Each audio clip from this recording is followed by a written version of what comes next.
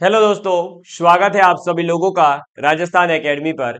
मैं परवीन सिंह आप सभी लोगों के साथ में, जैसा कि आप सभी लोग जानते हैं, लगातार second grade second paper mathematics की कक्षाएं लेकर के आ रहा हूं।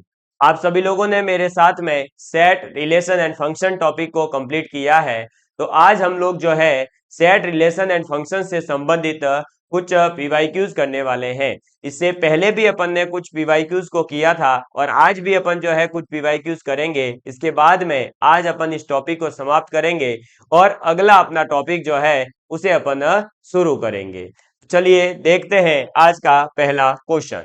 आज का पहला क्वेश्चन है आप सभी लोगों के सामने कि यदि ए जो एक सेट है, जो समुच्चय है, उसके अंदर अवयव है 1 2 3 4 5, तो ए के उप समुच्चयों की संख्या बतानी है जिसमें अवयव 2 तो है परंतु 4 नहीं हो। ऐसे कितने उप समुच्चय होंगे? तो हमें क्या करना है, ए के उप समुच्चय बनाने हैं। अब ए के उप समुच्चय अगर बनाने हैं तो कौन कौन से ए के उप समुच्चय बनेंगे वो लिख लेते हैं। तो देखिएगा, ए का उप समुच्चय जिसके अंदर 2 इंक्लूड हो, 4 नहीं हो। इसका मतलब सीधा सीधा सा अगर मैं बात करूं तो 4 को इंक्लूड नहीं करना, मतलब ए के कौन कौन से अवयव को रखना है, तो 1 2 3 और 5, मतलब इन अवयवों को रख करके आपको उप समुच्चय बनाने हैं। इसके जितने उप समुच्चय बनेंगे वो बना लीजिए। तो देखो इसके कौन कौन से उप समुच्चय बनेंगे। पहले तो 2, ठीक है। अब मैं जो है बार बार मंजिला ब्रैकेट नहीं बना रहा हूं, डायरेक्ट लिख रहा हूं। एक तो 2 वाला बन जाएगा, ठीक। इसके बाद में देखिए और कौन कौन से बनेंगे, तो बन जाएगा 2 1, फिर बन जाएगा 2 3, ठीक है। फिर बन जाएगा 2 5, ठीक। फिर बन जाएगा 2 1 3 या 1 2 3, ठीक है। फिर बन जाएगा आपका 2 3 5, ठीक है। ये देखिए, तो देखो भाई, अब आप सोच रहे होंगे सर 1 2 3 1 3 5 इनको भी तो अलग अलग 2 की तरह बना सकते थे। नहीं बनाना है, क्योंकि यहाँ बोला है कि 2 अवयव शामिल हो ऐसे उप समुच्चय, तो 2 जिसमें शामिल है वो ही उप समुच्चय बनाने हैं। तो 2 बना लिया, 2 1 बना लिया, फिर 2 का 3 के साथ बना लिया, 2 का 5 के साथ बना लिया, फिर 2 का 1 और 3 के साथ बना लिया, फिर 2 का 1 और 5 के साथ में बना लिया, फिर 2 3 और 5 बना लिया, ठीक है। अभी ये कौन सा रह गया है, 2 1 और 5 बना लो। तो ये लो 2 1 और 5, तो ये देखो सिंगल एलिमेंट वाला आ गए, फिर 2 2 एलिमेंट वाले आ गए, फिर 3 3 वाले आ गए, और एक चौथा खुद ये खुद ही बन जाएगा 1 2 3 5, ठीक है। ये इतने उप समुच्चय बनेंगे जिसके अंदर 2 तो इंक्लूड होगा लेकिन 4 इंक्लूड नहीं होगा। अब ये गिन लीजिए कितने हैं। तो देखिए 1 2 3 4 5 6 7 और ये 8, तो टोटल कितने हैं, 8 हैं। यानी ऑप्शन नंबर डी आपका आंसर हो जाएगा। तो कितना आंसर आ गया, आपके 8 ऐसे उप समुच्चय बनेंगे जिसके अंदर 2 तो होगा लेकिन 4 नहीं होगा। क्या इसमें कहीं पर भी 4 है? नहीं है। और इसके अलावा ऐसा कोई उप समुच्चय बनेगा ही नहीं जिसमें 2 हो लेकिन 4 नहीं हो, क्योंकि 2 वाले जितने थे वो सभी बना लिए गए हैं, ठीक है। चलिए, तो इस प्रकार का क्वेश्चन पूछा गया है। आपको बता दूं, ये सभी जो क्वेश्चंस हैं, इन सभी क्वेश्चंस को मैंने आरपीएससी के द्वारा आयोजित 2015 2016 2011 के अंदर आए हुए जो क्वेश्चन पेपर्स है उन्हीं में से डायरेक्ट क्वेश्चन लिए हैं, ठीक। ये देखिए नेक्स्ट क्वेश्चन आपके सामने आ चुका है और ये आपका जो है संबंध पर आधारित है, सॉरी फलन पर आधारित, संबंध नहीं फलन। मैंने बताया था वन वन फंक्शन क्या होता है, ऑन टू फंक्शन क्या होता है, इनटू फंक्शन क्या होता है और मैनी वन फंक्शन क्या होता है, उसी पर आधारित ये क्वेश्चन है, ठीक है। हो गया एकदम सही। देखिए अब क्या क्वेश्चन है। यदि वास्तविक संख्याओं का समुच्चय है और फलन है आपके पास में एफ आर टू आर, यानी डोमेन और इसकी जो रेंज है वो दोनों ही आर आर दे रखी है।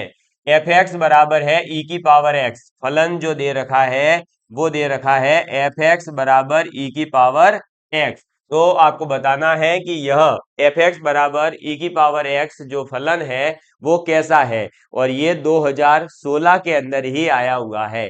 तो ये y बराबर e की पावर x, ये बताइए e की पावर x कैसा फलन है। तो ये आप लोगों को जब मैंने बाद में कुछ विशेष फलन बढ़ाए थे, चर घातांकीय फलन, आपके घातांकीय फलनों के बारे में, लॉगरिथमिक फलनों के बारे में, तो बताइए एक चर घातांकीय फलन पढ़ाया था y बराबर a की पावर x, क्या उसमें a की जगह पर अगर e हो गया तो ये क्या बन जाएगा, तो ये बन जाएगा आपका क्या, y बराबर e की पावर x। अब इसमें आप जैसे ही लॉग लेंगे तो x बराबर क्या आ जाएगा, x बराबर आ जाएगा log y, यानी कि यहाँ पर ये लॉगरिथमिक फंक्शन की तरह अपन ट्रीट करके इसका ग्राफ बना सकते हैं। a की पावर x का जो ग्राफ था वो कुछ इस प्रकार का ही बनता था, जैसा आप y बराबर e की पावर x का देखेंगे, ये इस प्रकार का इसका ग्राफ बनेगा, ये y बराबर e की पावर x का ग्राफ है। ठीक है, ये जो कट करेगा वो 0, ई पर ही कट करेगा। ठीक, अब देखिए 0, 1 पर कट करेगा, सॉरी ई पर नहीं। तो ये y एफ एक्स बराबर ई की पावर x था, ये फलन आपके सामने बन गया है। और ये बात आपको बताई थी मैंने कि ये कैसा होता है, तो ये 1 1 ही होता है। ये कैसा फलन होता है, 1 1 फलन होता है। ये 1 1 फलन इसलिए है क्योंकि आप देखिएगा यहाँ पर अगर हमने जो है यहाँ पर x1 और x2 दो अलग अलग वैल्यूज पुट करी, ठीक है, e की पावर x1 बराबर है e की पावर x2 के, और e की पावर x1 और e की पावर x2 अगर बराबर है तो ये केवल तब बराबर हो सकता है जब आपके पास x1 और x2 दोनों बराबर हो। क्या हो, x1 और x2 दोनों बराबर हो। समझ में आ गई बात। और अगर x1 x2 बराबर है और x1 x2 को पुट करने पर वैल्यूज भी बराबर आती है, तो इसका मतलब ये क्या हो जाएगा, ये 1 1 फंक्शन हो जाएगा। और 1 1 फंक्शन होने का मतलब क्या हुआ, तो 1 1 को ही जो है अपन दूसरा क्या नाम देते हैं, तो 1 1 का ही दूसरा नाम होता है इंजेक्टिव फंक्शन। क्या होता है, इंजेक्टिव, जिसे हिंदी में केवल एक एक ही कह देंगे। ठीक है, तो ये ध्यान रखना कि y बराबर e की पावर x वाला जो फलन है वो एक एक ही फंक्शन होता है। और आप इस ग्राफ के माध्यम से भी देख सकते हैं कि इस ग्राफ के अंदर आप जो है अगर एक लाइन खींचेंगे, कौन सी लाइन खींचेंगे, तो आप यहां पर जो है एक कोई भी आप वर्टिकल लाइन खींच लीजिए। क्या बताइए, कोई यहां पर जो है इसको कहीं पर भी 2 पॉइंट पर कट करेगी क्या, कोई वर्टिकल लाइन ऐसी हो ही नहीं सकती जो इस ग्राफ को 2 बार कट करे, या ऐसी कोई हॉरिजॉन्टल लाइन भी नहीं हो सकती जो इस ग्राफ को 2 बार कट करे। इसका मतलब ये 1 1 फंक्शन ही है। ये सब चीजें मैं आपको पीछे समझा चुका हूं, हॉरिजॉन्टल लाइन कैसे खींचते हैं, वर्टिकल लाइन कब खींचते हैं, मैनी वन क्या होता है, 1 1 क्या होता है, इनटू 1 2 क्या होता है, सर्जेक्टिव क्या है, बाइजेक्टिव क्या है, सभी चीजें पीछे बताई जा चुकी है। ठीक है, चलिए नेक्स्ट क्वेश्चन, ये देखिएगा। नेक्स्ट क्वेश्चन है, बहुत ही सिंपल सा क्वेश्चन था ये तो, और इसमें कोई मतलब टॉपिक की बात ही नहीं थी, ये टॉपिक से रिलेटेड ही नहीं था, ये केवल थोड़ी सी सामान्य समझ अगर गणित के प्रति है तब भी आप जो है इस क्वेश्चन को कर सकते थे, ऐसा क्वेश्चन है। देखिए क्या है क्वेश्चन, समीकरण है X square plus 6x plus Y square बराबर में 4 को संतुष्ट करने वाले पूर्णांकों के क्रमित युग्म x, y की संख्या है। तो आपके पास में एक समीकरण है जो कि है आपके पास क्या, तो X square plus 6x plus Y square बराबर 4, ये हमारे पास समीकरण है। और इस समीकरण को x और y के कौन कौन से मान जो है संतुष्ट करते हैं, केवल वो x और y की वैल्यू फाइंड आउट करनी है। तो क्या करेंगे, तो देखिए इसमें एक्स स्क्वायर प्लस 6x है, तो मैं ये चाहूंगा कि यहाँ पर अपन क्वाड्रेटिक इक्वेशन के रूप में कन्वर्ट करके सॉल्व करें। तो मैं ऐसा करता हूं कि दोनों और 9 9 जोड़ देता हूं। ठीक है, दोनों ही तरफ मैंने क्या करा, 9 9 जोड़ दिए। जैसे ही यहाँ पर 9 जोड़े तो ये देखिए ये क्या बन गया, x square plus 6x plus 9, ये एक अलग से अपने पास में आ गया। इसको जो है क्वाड्रेटिक इक्वेशन में कन्वर्ट करेंगे तो ये क्या बनेगा, देखो एक्स स्क्वायर प्लस 2x क्या होता है, a square plus 2ab plus b square, तो इसको अपन लिखेंगे x प्लस 3 का स्क्वायर और प्लस में है वाई स्क्वायर बराबर है 4 प्लस 9। अब आप इस दोनों तरफ अगर कंपैरिजन करेंगे, अब हो सकता है कुछ विद्यार्थियों के दिमाग में आ रहा होगा कि सर यहां पर आपने डायरेक्ट 9 ही क्यों जोड़ा, आपने कुछ और संख्या चेक क्यों नहीं करी। तो देखिए दोस्तों, हमारे पास जो समीकरण है उसको देख के हम डिसाइड करेंगे कि हमें क्या जोड़ना है या क्या घटाना है। समीकरण थी x square plus 6x, x square plus 6x, और मुझे जो है ये क्लियर था कि a square plus 2ab plus b square होता है। तो x की जगह, a की जगह तो आ गया एक्स स्क्वायर, प्लस में लाना था 2ab, 2ab मतलब 2 तो 2 ही आएगा। अब 2 तो 2 आ चुका था, a की जगह x आ चुका था, तो b की जगह पर क्या बचा 3, तभी तो 2 इंटू 3 इंटू एक्स लिखेंगे, तो 2ab बन जाएगा। तो इसका मतलब b की वैल्यू मुझे 3 लानी है। b की वैल्यू अगर मैं 3 लूंगा तभी ये जो है क्वाड्रेटिक इक्वेशन में इस प्रकार से अपन a प्लस बी का होल स्क्वायर लिख पाएंगे। तो इसका मतलब मुझे साथ में यहाँ ऐड क्या करना होगा, जो b है उसी का स्क्वायर ऐड करना होगा, और b जो है वो 3 है, 3 का स्क्वायर 9 ऐड किया, इसलिए मैंने दो तरफ 9 9 ऐड किया। और जैसे यहाँ 9 ऐड किया तो ये बन गया x square plus 6x plus 9, और उसको कन्वर्ट कर दिया x प्लस 3 का स्क्वायर में। समझ में आ गई बात। अब हमारे पास में जो ये समीकरण आई, इस समीकरण का हम कंपैरिजन करेंगे। तो देखो, ये भी एक स्क्वायर, ये भी एक स्क्वायर, ये 2 का स्क्वायर, ये 3 का स्क्वायर, तो आपस में तुलना करते हैं। तो एक बार हम तुलना कर रहे हैं और ये मानते हैं कि x प्लस 3 का स्क्वायर बराबर है 4, और एक बार हम मानते हैं वाई स्क्वायर बराबर है 9। ठीक है, यहां से इसको सॉल्व करेंगे तो यहां से आएगा x प्लस 3 बराबर प्लस माइनस 2, और यहां से आएगा y बराबर प्लस माइनस 3। यहां से आएगा, जैसे ही अपन ने इस प्लस 3 को इस तरफ भेजा तो x बराबर क्या आ जाएगा, तो x बराबर आ जाएगा अपने पास में क्या भाई, तो x बराबर आ जाएगा, देखो ये इधर जाते ही एक तो आएगा माइनस का 1, एक आएगा माइनस का 5, इधर आ रहा है y बराबर एक माइनस का 3 एक प्लस का 3। ये तो कब आया, जब अपन ने x प्लस 3 का स्क्वायर बराबर 4 रखा और वाई स्क्वायर बराबर 9 रखा। जरूरी थोड़ी है, ये भी हो सकता है कि आपके पास में क्या हो जाए, x प्लस 3 का स्क्वायर बराबर 9 हो और वाई स्क्वायर बराबर 4 हो सकता है ना। ये तो केवल अपन ने कंपैरिजन करा है कि a प्लस बी बराबर में है 3 प्लस 2 मान लो, है ना। ये देखो ऐसे, इसको तो अपन ऐसे कंपैरिजन कर रहे हैं। जैसे कि मान लो कहीं पर लिखा हुआ है कि a प्लस बी बराबर 4 प्लस 5, तो a प्लस बी बराबर 4 प्लस 5 लिखा है, इसका मतलब ये तो फिक्स है कि a और b की वैल्यू इन दोनों में से कोई एक होगी। तो a की वैल्यू 4 हो सकती है, b की वैल्यू 5 हो सकती है ना। ये भी हो सकती है, और ये जरूरी नहीं है कि यही हो, ये भी तो हो सकता है कि a की वैल्यू 5 हो जाए और b की वैल्यू 4 हो जाए। तो अपन दोनों बार कंपैरिजन करेंगे। तो पहली बार अपन ने कंपैरिजन करा, तब अपन ने रखा है, क्या रखा, तो तब अपन ने रखा है कि x प्लस 3 का होल स्क्वायर बराबर 4 और y स्क्वायर बराबर 9। अब अपन इसको उल्टा ले रहे हैं और x प्लस 3 का होल स्क्वायर बराबर 9 और y स्क्वायर बराबर 4 रखा। अब इसको सॉल्व करते हैं तो देखिए क्या आएगा, यहां से अब आएगा x प्लस 3 बराबर आ जाएगा प्लस माइनस का 3। ठीक है, x प्लस 3 स्क्वायर बराबर 9 है, तो x प्लस 3 बराबर प्लस माइनस 3, और इधर आ जाएगा y बराबर प्लस माइनस 2। ठीक है, चलो अब इसको सॉल्व करते हैं।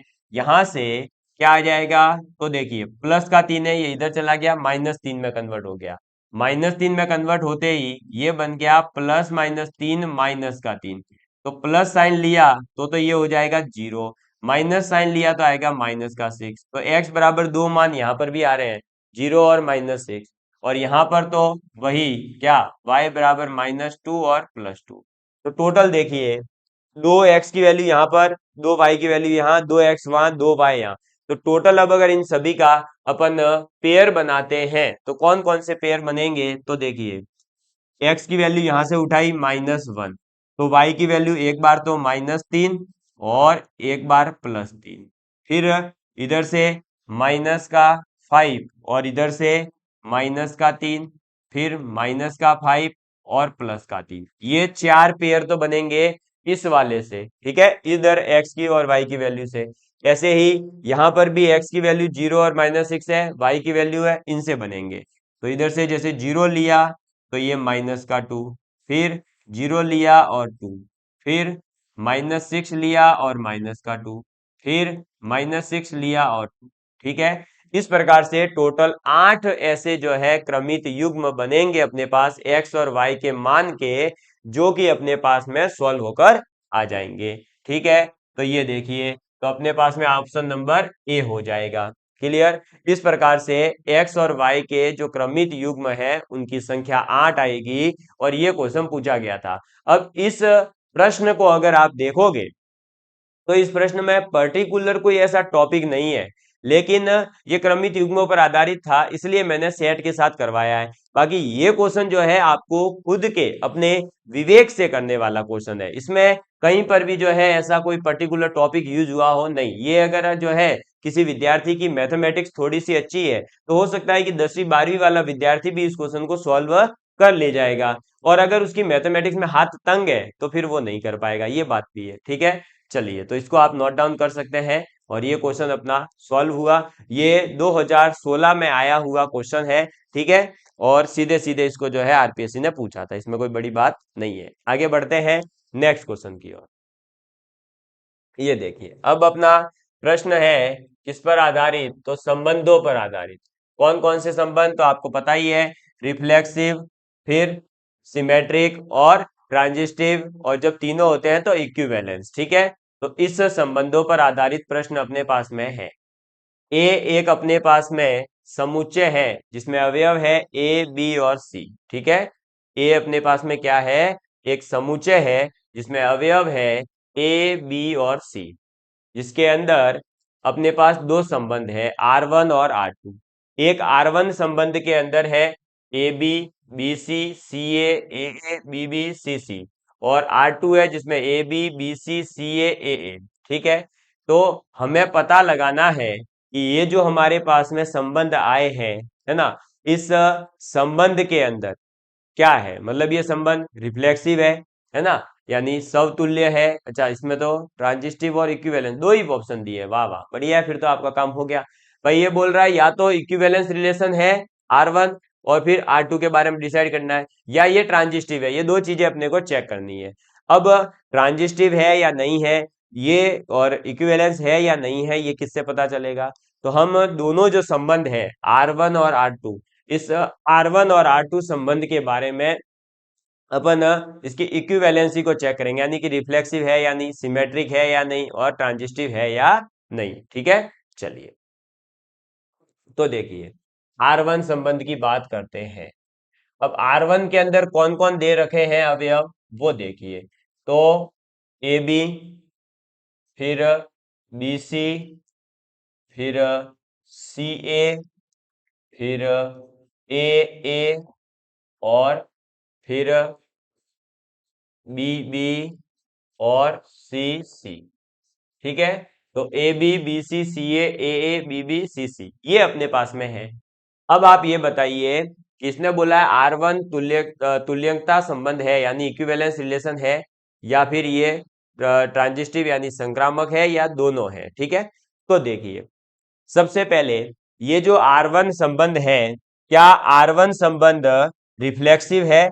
मैं यहां पर सीधे सीधे अब लिखूंगा, ठीक है। तो R1 जो है रिफ्लेक्सिव संबंध है क्या, शॉर्ट फॉर्म में R डॉट का मतलब रिफ्लेक्सिव। अब रिफ्लेक्सिव का मतलब आपको पता होगा, ए का ए से संबंध, बी का बी से संबंध, सी का सी से संबंध। तो यहाँ पर तीन अवयव है ए बी सी, क्या यहाँ पर ए का ए से है, हाँ ए का ए से संबंध है, फिर बी का बी से है, सी का सी से है, इसका मतलब ये रिफ्लेक्सिव तो है। तो ये रिफ्लेक्सिव तो हो गया। चलो, दूसरा सिमेट्रिक, ठीक है, एस डॉट का मतलब है सिमेट्रिक। अब ये सम्मित है या नहीं, तो सम्मित का मतलब होता है ए का अगर बी से संबंध है तो बी का भी ए से होना चाहिए। क्या यहाँ पर ए का बी से संबंध है, फिर बी का ए से संबंध है क्या, नहीं है। बी का सी से है, क्या सी का बी से है क्या, नहीं है, इसका मतलब ये सिमेट्रिक नहीं है, ये सिमेट्रिक फंक्शन, सिमेट्रिक संबंध नहीं है, यानी सिमेट्रिक जो है ये नहीं है। समझ में आ गई बात? ठीक है। अब ट्रांजिस्टिव, ट्रांजिस्टिव का मतलब क्या होता है? तो ट्रांजिस्टिव का मतलब आपको पता होगा कि अगर ए का बी से है, बी का सी से है, तो ए का सी से होना चाहिए। तो देखो भाई, ए का बी से है, बी का सी से है, तो ए का सी से है क्या? हाँ, तो सी कॉमा ए है। इसका मतलब ये ट्रांजिस्टिव तो हो सकता है। क्या हो सकता है ट्रांजिस्टिव? अरे नहीं है भाई, क्यों? क्योंकि देखो, ए का बी से, बी का सी से, ए का सी से नहीं है, ये सी का ए से संबंध है, तो ये ट्रांजिस्टिव भी नहीं है। इसका मतलब R1 तो केवल और केवल रिफ्लेक्सिव है, इसके अलावा कुछ भी नहीं है। और अगर ये केवल रिफ्लेक्सिव है तो ये इक्विवेलेंस नहीं है। ठीक है, तो इसका मतलब जो यहाँ पर पहला वाला स्टेटमेंट है कि R1 तुल्यता संबंध है, नहीं है, ये तो कट हो गया, ए ऑप्शन कट हो गया। दोनों तुल्यता संबंध है क्या? ये भी कट हो गया। अब R1 ट्रांजिस्टिव संबंध है क्या? नहीं है। R1 कहाँ है ट्रांजिस्टिव? संक्रामक नहीं है, तो ये तो ए बी और सी तीन ऑप्शन कट हो गए। तीन ऑप्शन कट हो गए, इसका मतलब बचा ही कौन सा है? ऑप्शन चौथा। तो हमारा डी ऑप्शन आंसर हो जाएगा वैसे तो। ठीक है, तो डी आंसर तो आ चुका है, लेकिन अब अपन R2 फलन को, मतलब R2 जो संबंध दे रखा है उसको भी अपन चेक करेंगे। अब R2 में क्या दे रखा है? तो ए कॉमा बी, फिर बी कॉमा सी, फिर सी कॉमा ए, और फिर ए कॉमा ए। ये अपने पास में चार अलग अलग दे रखे हैं। अब इसके अंदर देखेंगे तो देखो, ए का ए से संबंध तो है, बी का बी से है क्या? नहीं है। सी का सी से है क्या? नहीं है। और इसका मतलब ये रिफ्लेक्सिव नहीं है, तो ये रिफ्लेक्सिव भी नहीं है। चलो, पहला ये तो रिफ्लेक्सिव ही नहीं है। फिर अपना सिमेट्रिक चेक करते हैं। तो सिमेट्रिक के लिए ए का बी से है क्या? बी का सी से है? नहीं है, तो ये तो सिमेट्रिक भी नहीं है। और ट्रांजिस्टिव, ए का बी से, बी का सी से, क्या ए का सी से है? नहीं है, तो ये तो कुछ भी नहीं है। इसका मतलब R1 और R2 दोनों के दोनों जो है, ना ही तो कोई तुल्यंकता है, ना ही संक्रामक है। इसका मतलब इसका आंसर सही था, नन ऑफ दिस। आपका चौथा ऑप्शन जो है वो सही हो जाएगा। करिए इसको नोट डाउन। ठीक है, मैं एक बार प्रॉपर चेक कर लूं रिकॉर्डिंग वगैरह। Okay, everything is fine. चलिए करिएंगे। तो ये आप देख रहे हैं किस प्रकार से जो है पीवाईक्यू सीधे सीधे पूछे जाते हैं। ये भी 2016 के अंदर आया हुआ क्वेश्चन है।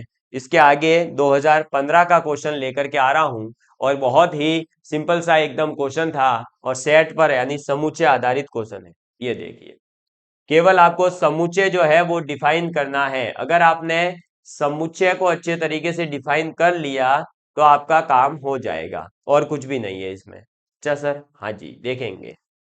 तो देखिए, ए हमारे पास में है, जिसके अंदर एक्स लेना है, और वो एक्स ऐसा लेना है कि x/2 जो है वो जीरो आ जाए। ठीक है, x/2 जो है वो क्या आ जाए? जीरो आ जाए, और जीरो से लेकर 10 के बीच में आए। मतलब कि आपको x की वैल्यू ऐसी लेनी है कि उसका आधा करें तो वो जो है जीरो और 10 के बीच में आता हो। ठीक है, b की वैल्यू जो है वो ऐसी लेनी है कि एक अंकीय अभाज्य संख्या है, और c की वैल्यू ऐसी लेनी है कि x ऐसा लेंगे कि x में 3 का भाग देवे तो नेचुरल नंबर आए, और वो भी 12 से छोटा है। ठीक है, तो ऐसे अपने को अब ये डिफाइन करना पड़ेगा। तो ए सेट की बात करते हैं अपन। तो ए सेट में कौन कौन से अवयव आएंगे? तो भाई सीधी सी बात है कि ए के अंदर अपने को क्या करना है? एक्स की वैल्यू 0 से लेकर 10 के बीच में लेनी है, और उसमें फिर 2 का भाग दे देना है। तो देखिए, 2 का भाग देना है, तो एक्स में x/2 करना है, लेकिन एक्स की वैल्यू 0 से लेकर 10 के बीच लेनी है। तो ले लेंगे भाई। देखिए, सबसे पहले लिया जैसे कि 0 ही, तो 0 में भाग 2 का देंगे, 0 आएगा। फिर ले लिया 2, 2 में 2 का भाग दिया तो कितना आएगा भाई? 1 आएगा। कितना आएगा? 1 आएगा। ठीक है, तो इसका मतलब 2 अपन ले सकते हैं, तो 2 ले लिया। फिर 4 में भाग देंगे, 2 आएगा। ठीक है, क्योंकि अगर अपन ने 3 लिया तो 3/2, वो फिर जो है कहीं पर भी ऐसा नहीं होगा कि x/2 जो है वो बिलोंग करता है 0 और 10 के बीच, ठीक है, इसलिए फिर 6 ले लेंगे, फिर 8 ले लेंगे और फिर 10 ले लेंगे। सीधी सी बात है, 2 का भाग पूरा पूरा जा रहा है तो इसका मतलब सम संख्या लेनी है, और वो भी 0 से लेकर 10 के बीच वाली। तो 0 2 4 6 8 10, ठीक। फिर अब b को डिफाइन करते हैं। तो b के अंदर बोला है एक अंकीय अभाज्य संख्याएं। अभाज्य संख्याएं वो होती है जिसके अंदर केवल और केवल खुद का भाग जाएगा या एक का जाएगा, इसके अलावा किसी का भाग नहीं जा सकता। तो ये बताइए मेरे दोस्तों, एक अंक की कौन कौन सी अभाज्य संख्या है? तो एक अंक की अभाज्य संख्या, सबसे छोटी अभाज्य संख्या होती है 2। तो 2 3 5 7, इसके अलावा कोई एक अंक की नहीं है। तो 2 3 5 7, ये बी आ गया। फिर सी, और सी के अंदर बोला है कि x की वैल्यू ऐसी लेनी है जो 12 से छोटी हो और 3 का पूरा पूरा भाग जाता हो। तो सीधी सी बात है, 3 के जो टेबल है वो ले लो। तो देखो 3 3 दूनी 6, 3 तिया 9, 3 चौक 12, बस इससे आगे नहीं जा सकते क्योंकि x जो है वो 12 या फिर 12 से कम लेना था।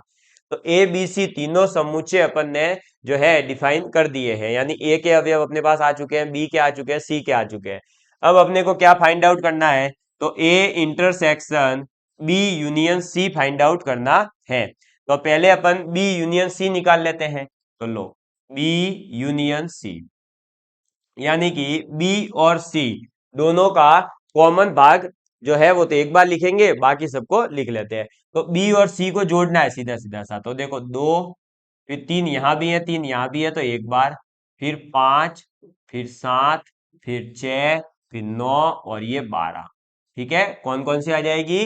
तो 2 3 5 7 6 9 और 12, ये आ गया बी यूनियन सी। अब अपने पास में बी यूनियन सी आ चुका है। अब हमें क्या करना है? ए के साथ में उसका इंटरसेक्शन लेना है, यानी कि इस बी यूनियन सी और ए के अंदर जो कॉमन है वो अपने को बाहर निकालना है। तो A intersection B union C, ठीक है। अब A intersection B union C find out करेंगे। तो बी यूनियन सी में है 2 3 5 7 6 9 12, और एक है अपने पास 0 2 4 6 8 10। इन दोनों में जो कॉमन है वो लिखेंगे। दोनों में क्या कॉमन है? तो देखो 2 कॉमन आ गया एक, तो 2 ले लेंगे। फिर 3 है नहीं, 5 है नहीं, 7 है नहीं, 6 दोनों में है तो 6 ले लिया, ठीक है। इसके अलावा और कोई कॉमन है ही नहीं, तो 2 और 6 केवल यही अपने पास में आएगा। तो A intersection B union C की वैल्यू आ गई 2,6, और 2,6 जो है वो ऑप्शन नंबर ए था। ये लीजिए, इस प्रकार का क्वेश्चन भी आपसे पूछा गया है जिसमें केवल आपको अगर समुच्चय जो है, आपके जो सेट है वो डिफाइन करना भी आ गया तब भी आपका काम हो जाएगा। क्लियर? ये लीजिए, ये जो है 2015 के अंदर पूछा गया क्वेश्चन था। आप इसको नोट डाउन करिए, फिर अपन आगे बढ़ते हैं।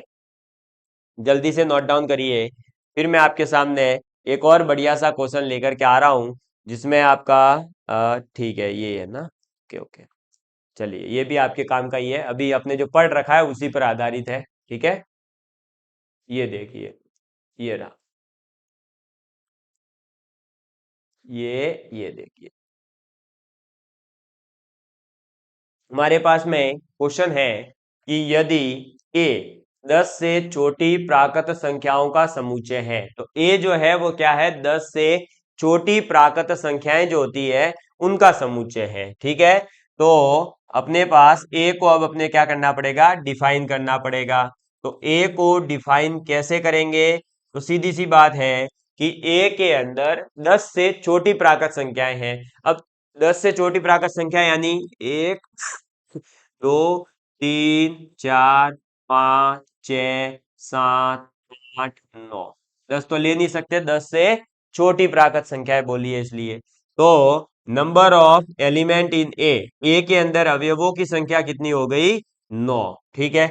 इसी प्रकार से दूसरा समुच्चय है बी, और बी के लिए क्या बोला है? 9 से छोटी अभाज्य संख्या है। अब 9 से छोटी अभाज्य संख्याएं कौन कौन सी है? तो वही 2 3 5 7 जो अपन ने अभी जस्ट पीछे यूज करी। तो number of element in B कितने हो जाएंगे? 4, ठीक है।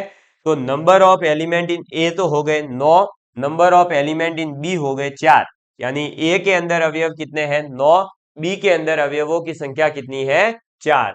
हमें ये बोला है कि ए से बी पर परिभाषित संबंध बताइए। ए से बी पर परिभाषित जो संबंध होंगे वो क्या होंगे। तो सबसे पहले तो आपको पता है कि संबंध का मतलब होता है दो समुच्चयों का कार्टेशियन गुणांक, ठीक है, यानी Cartesian product A cross B. तो ए और बी के अंदर तो हमें नंबर ऑफ एलिमेंट निकालने पड़ेंगे, यानी अवयवों की संख्या ए क्रॉस बी में कितनी है।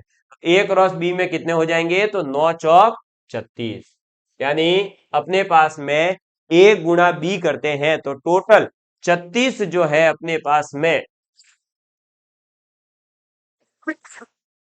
ए क्रॉस बी के अंदर अवयव निकल करके आएंगे।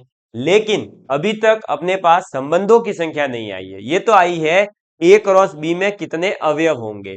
अब इसके अंदर संबंध कितने होंगे, तो आपको पता है कि जो संबंध होते हैं वो ए क्रॉस बी के ही क्या होते हैं, सबसेट होते हैं, यानी उप समुच्चय होते हैं किसके, ए क्रॉस बी के। तो अब ए क्रॉस बी के उप समुच्चयों की संख्या, इसके उप समुच्चयों की संख्या, तो ए क्रॉस बी के उप समुच्चयों की जो संख्या है वो होती है 2 की पावर जो एलिमेंट्स है वो, और एलिमेंट्स कितने हैं ए क्रॉस बी में 36, तो 2 की घात 36 जो है हमारा आंसर होगा। कितना होगा, 2 की घात 36, 2 की पावर 36 हमारा आंसर होगा। लेकिन यहां पर बड़ी अच्छी बात यह है कि आप चारों ऑप्शन देखेंगे तो कहीं पर भी देखने को नहीं मिलेगा, और इसे फिर जो है आरपीएससी ने क्वेश्चन डिलीट कर दिया था। ये जो है आप चाहें तो चेक कर सकते हैं, ये कब का क्वेश्चन है मैं आपको बता देता हूं, 2015 का, ठीक है। 2015 के अंदर आरपीएससी ने पूछा था, ऑप्शन नहीं होने के कारण इसे डिलीट किया गया था। और अभी के लिए आप जो है ए ऑप्शन को बना सकते हैं, क्योंकि ए ऑप्शन था 2 की घात 16, तो उसे 2 की घात 36 कर सकते हो। ए ऑप्शन ये लो मैंने कर दिया 2 की घात 36 और ए ऑप्शन टिक करवा दिया, ठीक है। आप इस क्वेश्चन को नोट डाउन कर लीजिए, इस प्रकार का क्वेश्चन जो है आपसे पूछा जा सकता है, ठीक। नेक्स्ट क्वेश्चन, नेक्स्ट क्वेश्चन है अपने पास में, ये जैसा कि आपको क्लासरूम में ही, क्लासरूम का मतलब आपको मैंने पढ़ाते हुए नोट्स के अंदर ही बता दिया था कि एफ एक्स बराबर अगर एक्स स्क्वायर है तो एक्स स्क्वायर को जो है आप वन वन मैनी वन क्या कहेंगे, ठीक है। तो आपको भी पता है कि सॉरी दोस्तों, एफ एक्स बराबर अगर एक्स स्क्वायर है तो यहां पर आपको पता है कि अगर आपने x1 पुट किया तो ये आ गया x1 का स्क्वायर, अगर आपने x2 पुट किया तो ये आ गया x2 का स्क्वायर। क्या x1 का स्क्वायर बराबर x2 का स्क्वायर होगा, तभी तो ये क्या होता है, वन वन फंक्शन हो सकता है। अब ये x1 का स्क्वायर बराबर x2 का स्क्वायर है तो हम इसे लिखेंगे x1 बराबर प्लस माइनस x2, ठीक है। तो इसका मतलब सीधी सी बात है कि x1 और x2 बराबर नहीं है, क्योंकि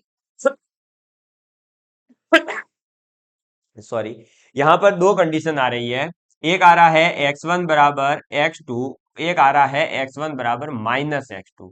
तो x1 बराबर x2 तो आ गया, x1 बराबर माइनस x2 आ रहा है, और ये दोनों आपस में बराबर नहीं हो सकते, ठीक है। इसलिए ये वन वन फंक्शन नहीं है। अगर ये वन वन होता तो फिर x1 बराबर x2 आना चाहिए था। ये चीजें मैंने आपको क्लास में जब पढ़ाया है टॉपिक को पीछे, तब आपको समझाया है, तो आप पहले प्लेलिस्ट में जाकर के थियोरेटिकल जो क्लासेस है वो पूरी लेवें। तो ये वन वन तो नहीं है। अब ये वन वन नहीं है तो अपना देखो कई सारे ऑप्शन कट हो जाएंगे कि one one but onto, तो ये कट हो गया भाई, वन वन थोड़ी है। Onto but not one one, हाँ वन वन नहीं है। और इधर बोला one one and onto, तो नहीं, वन वन तो है ही नहीं, ना ही तो एक एक ही है ना ही अचानक, तो अब ऑन टू चेक करना पड़ेगा। अब ऑन टू चेक करने का तरीका क्या है, ऑन टू चेक करने का तरीका भी आपको बताया था कि जो हमारे पास फलन होता है उसको आप y के बराबर मान लो, यानी y बराबर हो गया एक्स स्क्वायर। यहां से आप क्या करेंगे, तो x की वैल्यू फाइंड आउट करेंगे। वो आ गई plus minus under root y. क्या आ गई? एक्स बराबर plus minus under root y आ गई। अब आपको भी पता है कि यहां पर एक्स बराबर प्लस का अंडर रूट वाई और माइनस का अंडर रूट वाई आया है। सॉरी, एक सेकंड, एक सेकंड दोस्तों।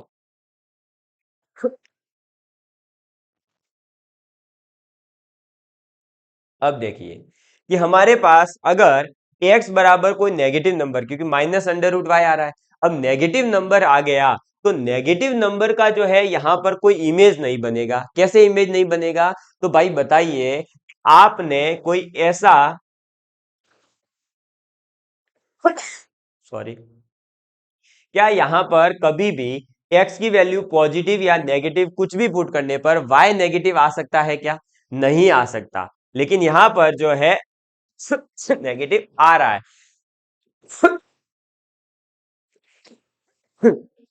तो इसलिए ये जो है ऑन टू फलन भी नहीं है। आप समझ गए होंगे। थोड़ा सा तकलीफ हो रही है दोस्तों, मैं अभी आपको बता देता हूँ, ये ना ही तो ऑन टू है ना ही इन टू है, ठीक है।